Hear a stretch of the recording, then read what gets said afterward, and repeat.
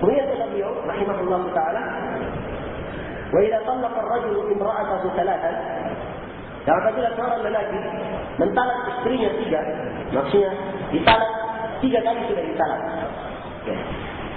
Pernah dia katakan, kamu saya talak. Lihat sudah, itu 1, rujuk lagi, talak lagi 2, rujuk lagi, talak lagi ketiga, 3 kalinya. Maka hukumnya kata Imam Al-Barbahari, kata harumat alaihi, telah haram perempuan ini atasnya, fala tahillu lahu, tidak halal baginya hatta tankiha zawjan ghairahu, sampai dia nikah dengan suami yang lain. Baik. Jadi ini talak yang diinginkan. Talak ditalak 3 kali, bukan ditalak dengan lafaz 3. Misalnya dia talak istrinya, kamu talak 3 misalnya. Atau dia katakan kamu talak. Nah, 3 kali sekaligus. Ini terhitung 1. Menurut pendapat yang paling kuat. Saya katakan menurut pendapat yang paling kuat, sebab memang ada khilaf. Ini dikuatkan oleh Syekhul Islam Ibn Taimiyah, Ibnu Qayyim, Syekh Ibn Baz dan lain-lainnya dalam masalah ini. Jadi walaupun dia ucapkan dia tadi kamu talak misalnya, itu hanya cuma 1. Dipahami? Jatuh sudah 1. Ya, kesempatan berikutnya cekcok lagi misalnya, kemudian talak lagi, nah itu sudah 2. Berikutnya demikian talak lagi sudah 3. Nah di sini harus pisah selama-lamanya, tidak boleh nikah lagi kecuali kalau perempuan ini sudah nikah dengan yang lainnya. Nikah dengan suami lain, ya, cerai, ya boleh kembali dia nikah kalau memang dia lihat ada maslahatnya. Nah, saya perlu diingat di sini, ya kadang ada seorang dia sudah mentalak beberapa kali. Akhirnya setelah itu dia menyesal. Dia ingin istrinya kembali lagi. Ya caranya, dia pakai khilaf.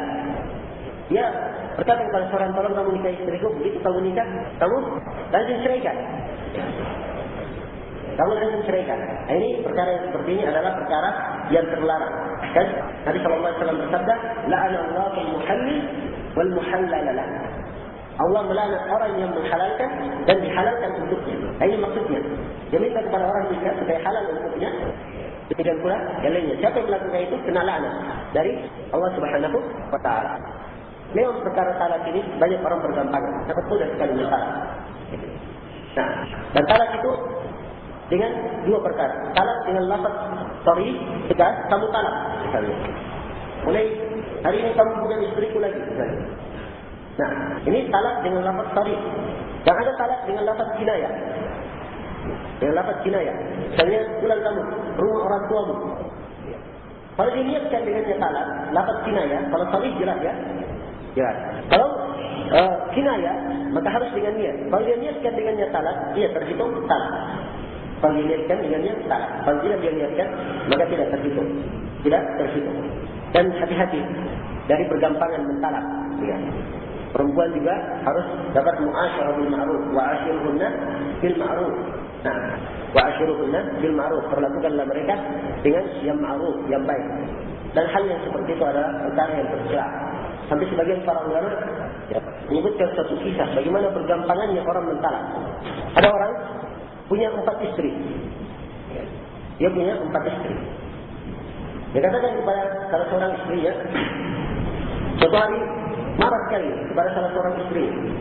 Akhirnya dia katakan, kamu saya talak. Nah, maka istrinya pun susah. Datang lagi istri keduanya, mengatakan, ya benar, kenapa kamu talak si fulana? Maka dia katakan, kamu juga membela dia, kamu juga talak. Nah, subhanallah. Setelah talak kedua, datang istri ketiganya, juga mengatakan seperti itu, kenapa kamu talak si fulana dan si fulana?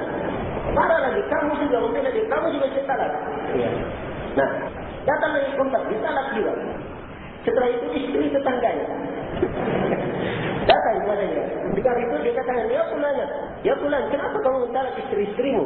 Katanya, kamu juga ditalak kalau suamimu mengizinkan. Apa kata suaminya? Iya, saya tidak izinkan. Wallahi musta'an. Ini menunjukkan orang berlebihan kan dalam masalah hal ini dan tidak seperti itu syariat Islam. Iya. Wallahi musta'an. Baik. Dikatakan oleh beliau rahimahullah taala, kata beliau, wala yahillu lahu bil muslimin ويشهد أن محمدا عبده ورسوله إلا بإحدى ثلاث. Tidaklah halal darah seorang muslim yang bersaksi la ilaha illallah dan bersaksi anna Muhammadar rasul abduhu wa rasuluh, tidak halal darahnya illa bi ihda salat, kecuali dengan salah satu dari tiga. Apa itu? Zanin ba'da ihsan. Yang pertama adalah orang yang berzina setelah dia muhsan. Kita sudah sebutkan ihsan itu apa?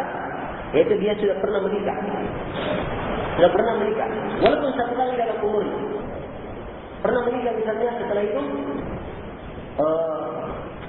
diceraikan istrinya, melakukan perbuatan zina, maka di sini muhsan bisa halal darahnya, dalam artian boleh dibunuh. Bukan artinya dia kafir, boleh dibunuh, yaitu dirajam. Seperti yang telah kita sebutkan. Atau murtad ba'da iman, atau dia murtad setelah dia beriman. Atau qatala nafsan mu'minah bighairi haqqin, atau dia membunuh jiwa mukmin tanpa hak. Dia tanpa sesuatu yang dibenarkan. Baik talbih, maka dia juga dibunuh kerana itu. Dia dikisah. Wa ma siwa dzalik, adapun selain dari itu, pada muslimin, alal muslimin haramun abadan hatta taqum as-sa'ah. Maka selain dari itu, maka darah seorang muslim atas muslim lainnya haram selama-lamanya sampai hari kiamat.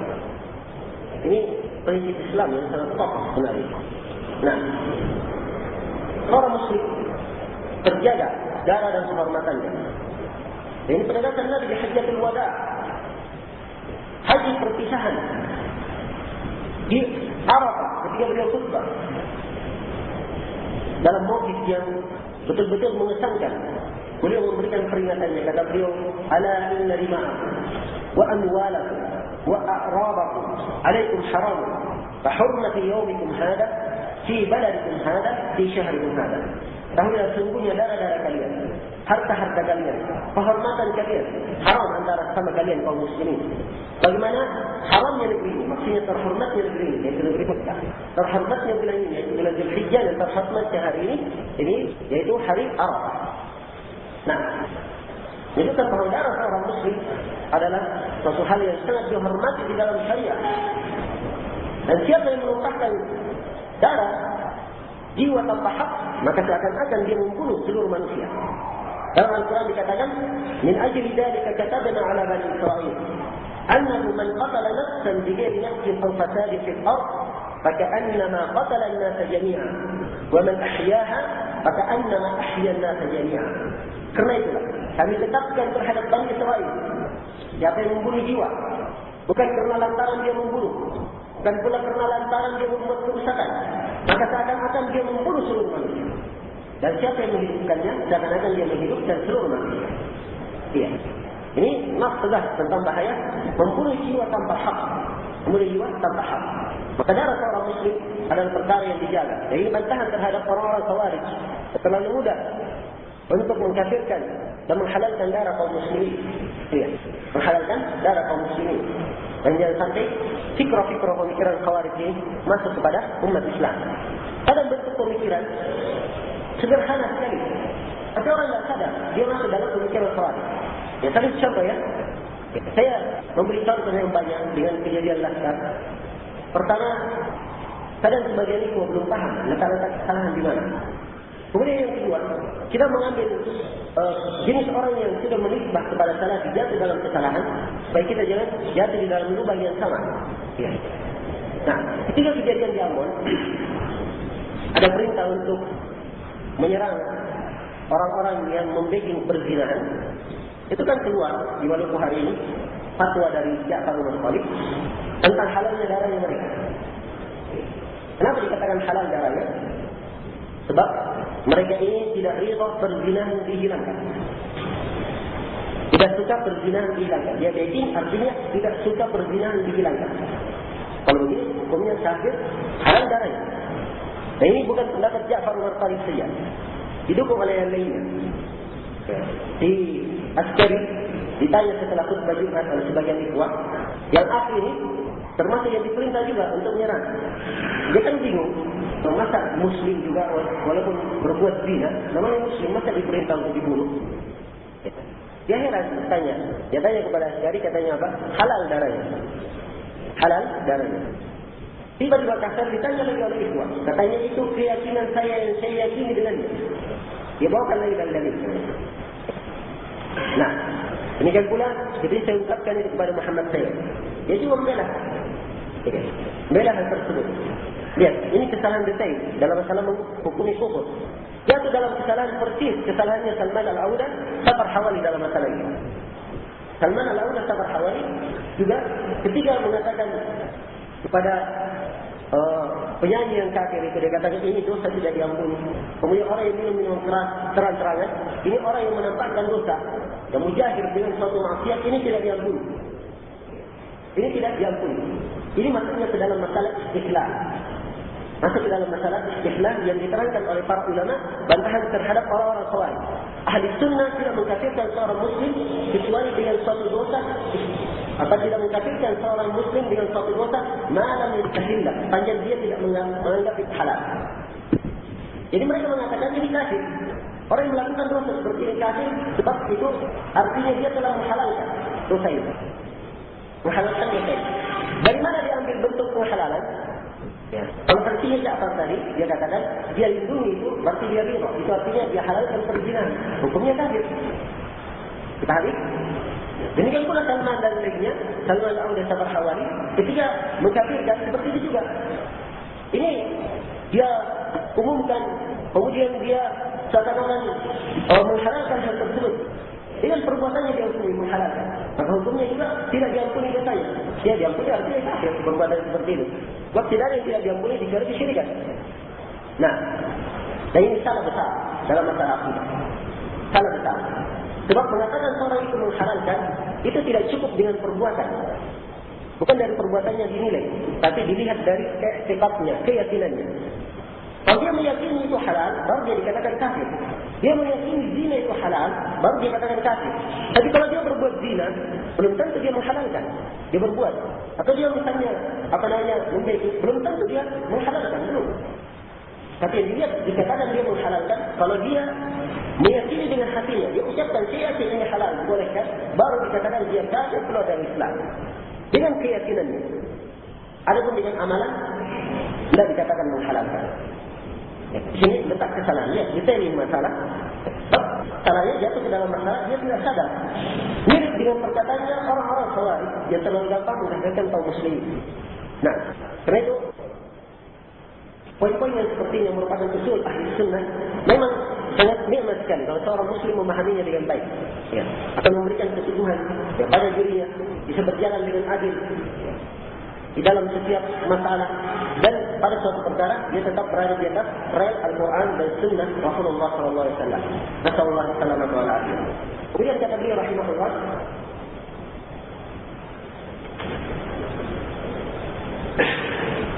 kata beliau, "Wa kullu syai'in mimma awjaba Allah alaihi fala yafna illa al-jannah wal nar wal arsy wal kursiy wal lawh wal qalam was sur." Kata beliau, dan segala sesuatu yang telah diwajibkan oleh Allah Subhanahu wa taala al-fana. Allah mewajibkan akan sirna, akan fana. Fana ini sudah bahasa Indonesia, fana. Ya. Sudah sirna, Allah mewajibkan hal tersebut sirna, maka semuanya akan sirna, akan hilang. Kecuali ada dikecualian yang tidak akan sirna. Maksudnya kalau tidak akan sirna berarti dia kekal. Apa itu sesuatu yang kekal itu? Sebutkan al-jannah, satu surga. Yang kedua wan-nar, neraka. Ketiga al-arsh, arsh, sudah terangkan. Yang keempat al-kursi, kursi juga sudah terangkan. Yang keempat al-lawh. Nah, kelima ya. Yang kelima al-lawh. Al-lawh adalah al-lawhul mahfuz, tempat catatan apa? Takdir. Kemudian yang keenam al-qalam, pena yang menulis. Kemudian yang ketujuh as-sur. As-sur di sini artinya ar-ruh. Ini kan dengannya ar-ruh. Dan dipahami as-sur apa namanya? Sangkakala, bukan. Yang diinginkan di sini dengan as-sur yaitu ruh. Ada sebagian kayaknya yang menerjemah syarhus sunnah yang diartikan dengan sangkakala. Trompetnya yang ditiup itu ketika hari kiamat. Itu salah ya? Yang dimaksud oleh al-sur di sini adalah ar-ruh. Ini 7 disebut oleh pengarang. Kata beliau, "Laisa yafni syai'un min hadha abadan." Dari 7 ini tidak ada satu pun yang fana, tidak ada yang sirna selama-lamanya. Maksudnya 7 ini semuanya kekal juga. Tsumma yab'atsu Allahu al-khalqa ala ma mata alayhi yawm al-qiyamah. Kemudian Allah akan membangkitkan makhluk di atas apa yang mereka mati di atasnya pada hari kiamat. Ayuhasibuhum bima syaa. Lalu Allah menghisab mereka sesuai yang kehendaknya. Fariqun fil jannati wa fariqun fil sa'ir. Satu kelompok, satu golongan di dalam surga, satu kelompok lainnya di dalam neraka. Fa yaqulu li sa'iril khalqi mimman lam yukhlaq lil baqa' kunu turaba. Dan Allah berfirman kepada seluruh makhluk dari yang belum dicipta, dari yang tidak dicipta untuk kekal, maksudnya selain dari itu tadi, katakan kunu turaba, jadilah kalian tanah.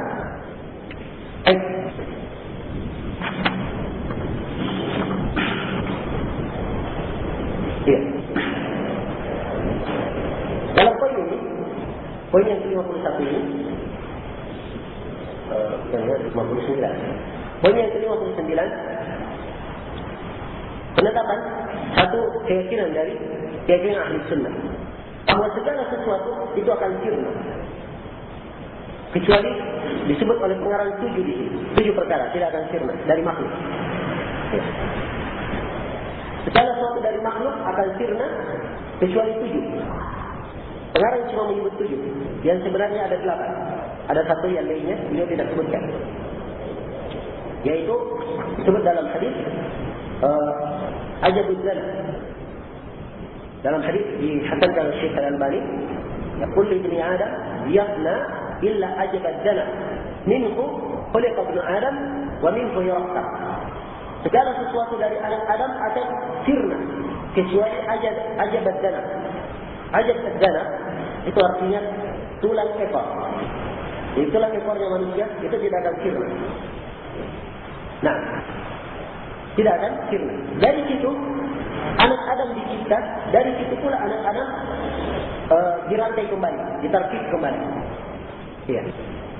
Jadi kalau digabung dengan ajabud dzana yang kekal dari makhluk itu, ya, bersama dengan disebut oleh pengarang surga, neraka, al-arsh, al-kursi, kemudian al-lawh, al-qalam, ar-ruh dan ajabud dzana. Dikumpulkan dalam 2 bait syair bagi siapa yang menghafalnya dengan mudah. Samaniyatun hukmul baqa'i ummuha min al-khalqi wal baquna fi hayz al-adam fi al-arsh wal kursi narun wa jannatun ajabun arwahun kadal-lawh wal qalam. Kata penyair ini, samaniyatun hukmul baqa'i ummuha. Ada 7 perkara. Hukum kekal meliputi 7. Saya ulangi, ada 8 perkara. Hukum kekekalan meliputi 8 perkara ini. Minal khalqi wal baquna fi sayyiz al-adam. 8 perkara dari makhluk atau 8 dari makhluk yang kekal. Dan yang lainnya akan sirna, akan hilang, akan tidak ada. Yang lain, yang kekal cuma berapa? 8 ini saja. Apa itu 8 ini? Dikatakan fil arsy wal kursi narun wa jannah. Dia adalah al-arsh, kursi, yang kedua, yang ketiga surga, yang ketiga narun, neraka, yang keempat surga. Kemudian dikatakan wa ajabun wa arwahu kadal-lawh wal qalam. Kemudian yang kelima adalah tulang ekor, yang keenam adalah ruh, yang ketujuh adalah al-lawh, yang kedelapan adalah al-qalam. Ini 8 semuanya ada hukum besar dan semuanya mempunyai adillah. Ya, dari Al-Quran maupun Sunnah Rasulullah Sallallahu Alaihi Wasallam. Ini dari prinsip ahli Sunnah di dalam masalah ini. Ya. Paham ini ya? Nah, baik. Kemudian di akhir poin dikatakan oleh Imam Al-Barbahari, kemudian Allah akan membangkitkan makhluk di atas apa yang mereka mati di atasnya. Jadi semuanya dibangkitkan sesuai dengan amalan yang dia lakukannya. Dibangkitkan yaumul qiyamah, pada hari kiamat. Ayuhasibahum bima syaa. Lalu Allah menghisab mereka sesuai dengan kehendaknya. Maka cuma ada 2 golongan. Fariqun fil jannati wa fariqun fis sa'ir. Satu golongan di dalam surga dan satu golongan di dalam neraka. Wa yaqulu li sa'iril khalq, dan Allah berfirman, berkata kepada seluruh makhluk, imman lam yukhlaq lil baqa, dari makhluk yang tidak dicipta untuk mendapatkan kekekalan, katakan kunu turaba, jadilah kalian sebagai tanah. Nah,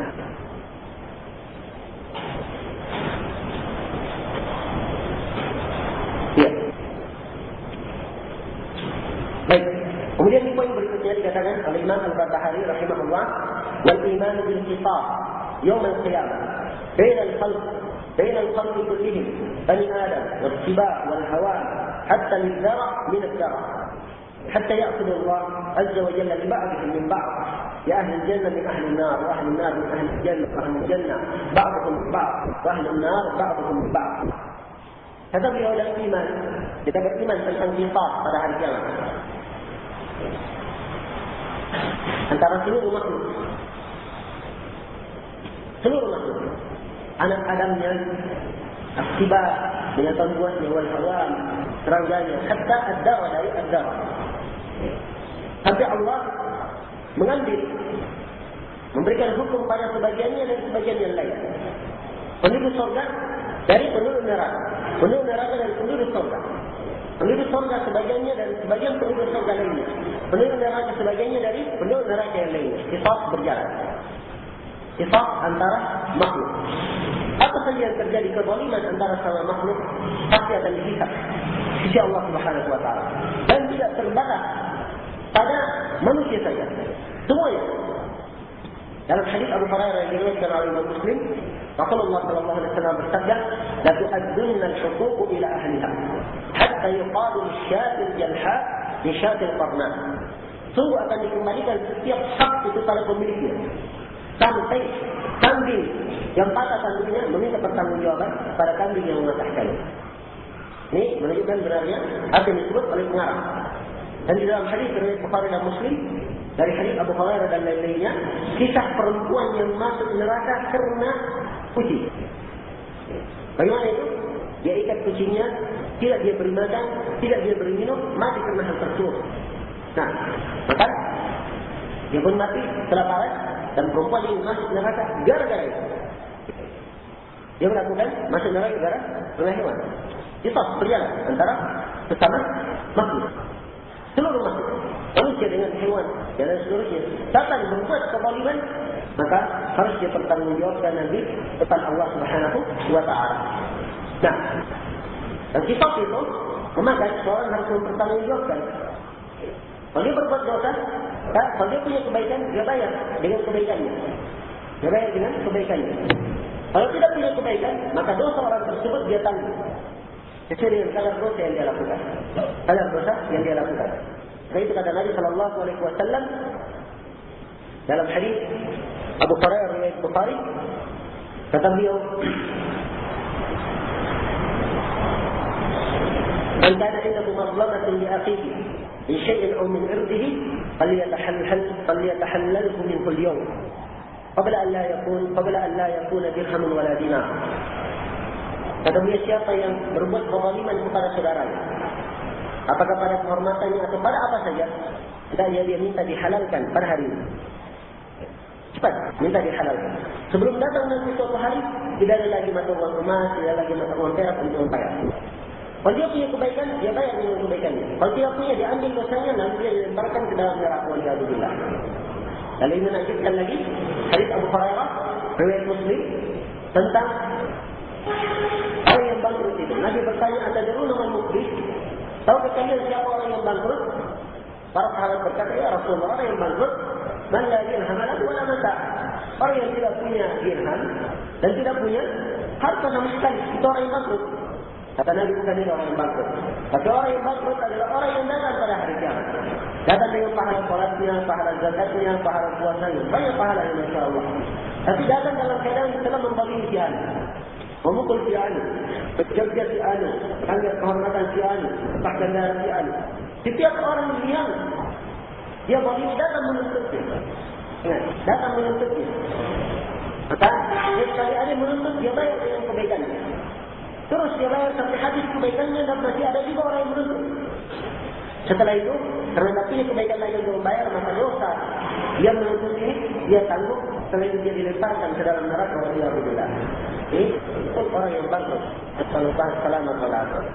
Nah, akan stop, akan ditegakkan pada hari kiamat. Apakah dia penduduk neraka? Misalnya dia berbuat zalim kepada orang kafir, minta sifat dia pada orang muslim yang menzalimi, sebab ini berkaitan dengan makhluk. Atau dia sama-sama penduduk surga, ada nanti sifatnya, dia tetap harus dia bayar, harus diselesaikan segala sesuatu pada hari itu. Nah, وَنَضَعُ الْمَوَازِينَ الْقِسْطَ لِيَوْمِ الْقِيَامَةِ فَلَا تُظْلَمُ نَفْسٌ شَيْئًا وَإِنْ كَانَ مِثْقَالَ حَبَّةٍ مِنْ خَرْدَلٍ أَتَيْنَا. Dan kami meletakkan timbangan keadilan pada hari kiamat dan tidak satu jiwa pun yang terzalimi. Semuanya kan dihisab oleh Allah Subhanahu wa taala. Kemudian kata beliau rahimahullah taala, wa ikhlasul amali lillah. Dan juga harus mengikhlaskan amalan untuk Allah. Nah, ikhlas merupakan taubat syariah. Karena pokok di dalam syariah yang merupakan landasan diterimanya amalan. Iya. Amalan apa saja, ibadah apa saja, tidak akan bermanfaat kecuali dengan ikhlas kepada Allah Subhanahu wa taala. Faman kana yarju liqa'a rabbih falya'mal 'amalan shalihan wa la yushrik bi ibadati rabbih ahada. Siapa yang berharap berjumpa dengan Rabbnya, maka hendaknya dia beramal dengan amalan yang salih dan jangan mempersyirikatkan seorang pun di dalam peribadatan kepada Rabbnya. Iya, innamal a'malu niat, dan setiap amalan itu dengan niatnya. Hendaknya setiap muslim berusaha untuk mengikhlaskan amalannya untuk Allah Subhanahu wa taala. Baik. Kemudian kata beliau rahimahullah, wa ridha bi qada'illah wa sabr ala hukmillah wal iman bima qala Allah azza wa jalla wal iman bi aqdarillah kulliha khairiha wa sharriha ulumiha wa murriha. Dan ridha terhadap ketentuan Allah, bersabar terhadap hukum Allah, dan mengimani apa yang difirmankan oleh Allah Azza wa Jalla. Beriman bi aqdarillah kulliha, dan beriman tentang segala ketentuan, segala takdir Allah seluruhnya, khairiha wa syarriha, yang baiknya dan yang jeleknya, ruhiha wa murriha, yang manisnya maupun yang pahitnya. Pada alimullahu man ibadu amilun, Allah telah mengetahui apa yang akan dilakukan oleh para hamba. Wa ila ma hum sa'irun, yang Allah telah mengetahui pada mereka kemana mereka akan berjalan. Wala yakhrujuna min ilmillah, mereka tidak akan keluar dari ilmu Allah. Wala yakunu fil aradina wala fis samawat illa ma 'alima Allah azza wa jalla. Tidak ada sesuatu pun di muka bumi dan di langit-langit kecuali apa-apa yang telah diketahui oleh Allah azza wa jalla. Ta'lam, hendaknya kamu tahu, annama asabaka lam yakun liukhtiyak, bahwa apa yang menimpa kamu tidak akan mungkin meleset dari kamu. Wa ma akhta'aka lam yakun liyusibak, dan apa yang meleset dari kamu tidak akan mungkin, apa yang ditakdirkan meleset dari kamu tidak akan mungkin menimpamu. Fala khaliqa ma'allah azza wa jalla, dan tidak ada pencipta bersama Allah azza wa jalla. Poin yang ke-62 ini penetapan takrir, penjelasan dari Imam Al-Barbahari tentang keyakinan ahli sunnah dalam masalah takdir. Iya.